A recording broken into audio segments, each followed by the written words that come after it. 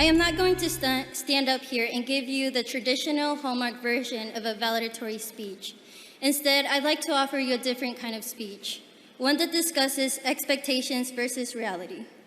Many of you see me standing up here and assume that my life must be pretty great. My parents must be very proud. Nevertheless, I think it's important to note that those are only half-truths. Those are the expectations. My reality has been quite different. On July 11th, it will be exactly 6 years since I moved to McKinney from Mexico City, where I was born and raised. When people see me standing up here, they see a girl who's Yale-bound and who seems to have her life figured out. But that is far from the whole truth. So at this time, if I may, I'd like to convey my fair share of realities. Unexpected reality number 1. At the age of 11, I was nothing more than a girl with an abusive and alcoholic father who had to depend on her mother's strength. A girl whose only dream was to someday become an American. A naive girl who thought that moving countries would solve all of the problems in her life. Unexpected reality number 2. At the age of 12, I was faced with the task of having to embrace and fit into a new culture. Oftentimes, my intelligence was questioned due to my background. I was also faced with the task of giving up a part of my childhood to help raise my little sister, Andrea, while my mom worked from morning until late at night. School became my safe haven because despite not having internet, a washing machine, or even my own bed, I always had knowledge at my fingertips thanks to the library at my school. And not only that, but I also realized that that might be the only way I might be able to help my family. Although we do not all share the same struggles, and we haven't gone through the same hurdles throughout life, we do share some of the same sentiments. I know what it's like to be put down, to have your accomplishments acknowledged, to feel powerless. So at this time, I would like to commend each and every single one of you here for persevering through your own challenges, for being the resilient human beings you have proven to be, and for not letting any obstacles stop you from getting here today. We all have struggles we want to face on our own behind closed doors because we know that if people were to discover them, we would be at our most vulnerable state and never looked at the same way. Well, after all of these years, I have finally mustered up the courage to stand before you and share a struggle I've had to deal with each and every day. Unexpected reality number 3.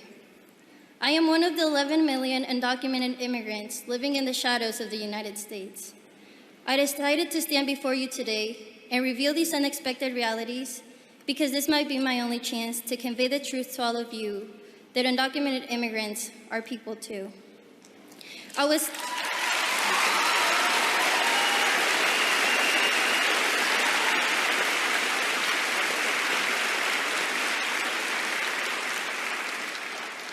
was hesitant to speak about this here today because of the great divide of opinions concerning the topic of immigration in America.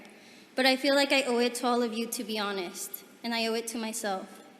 The most important part of the debate, and the part most often overlooked, is the fact that immigrants, undocumented or otherwise, are people too. People with dreams, aspirations, hopes, and loved ones. People like me. People who have become a part of the American society and way of life, and who yearn to help make America great again, without the construction of a wall built on hatred and prejudice.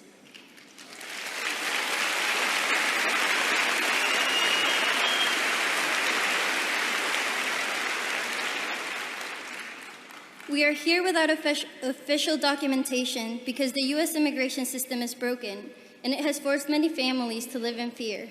I myself have been waiting 7 years for my application to even be processed. So I hope that all of you leave here today knowing that we are trying to do it the right way, but we don't know how. I ask for all of you to try to look beyond the way in which the media portrays us and the dehumanizing accusations that some politicians have made. I ask for you to please keep your hearts open and try to find the love and understanding that makes us human. Because after all, we are people just like you. While I can't predict the future and tell you how successful you're all going to be, by sharing my story, I hope to convince all of you that if I was able to break every stereotype based on what I'm classified as, Mexican, female, undocumented, first generation, low income, then so can you. We do not have to let expectations become our reality. I am no expert in this journey we call life, but I am living proof that beating the system is possible. We do not have to conform to the limitations that others put on us. There will always be people that judge us and set expectations based on their preconceived ideas of who they think we are and who they think we should be. However, we have the ability to prove them wrong. In those moments when you need a reason to continue moving forward, close your eyes and picture yourself in the future saying, "They told me I couldn't, so I did." Thank you.